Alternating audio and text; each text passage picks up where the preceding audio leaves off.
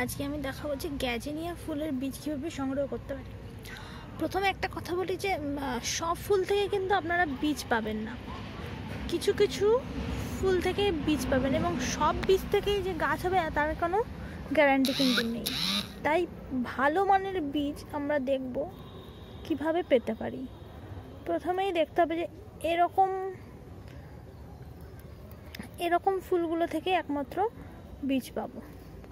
Mainly এই ফুলগুলো কিন্তু শুকিয়ে গেছে, কিন্তু এইগুলো থেকে কিন্তু আমরা যে বীজগুলো পাবো সেগুলো কিন্তু গাছ হওয়ার সম্ভাবনা নেই বললেই চলে।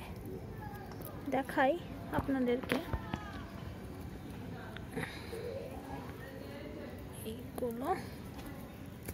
এইগুলো থেকে এরকম টাইপের পাতলা পাতলা বীজ পাবো, যেগুলো থেকে গাছ না হওয়ার সম্ভাবনা বেশি। কিন্তু এই ফুলটা দেখুন, এই ফুলটার বীজগুলো যদি আমি নিই, এই ফুলটার বীজগুলো যদি আমি কালেক্ট করি, তাহলে এর বীজগুলো প্রপারলি মোটা। দেখুন আমি কিছু সংগ্রহ করে রেখেছি এর মধ্যে থেকে। এই বীজটা দেখুন, বেশ মোটা,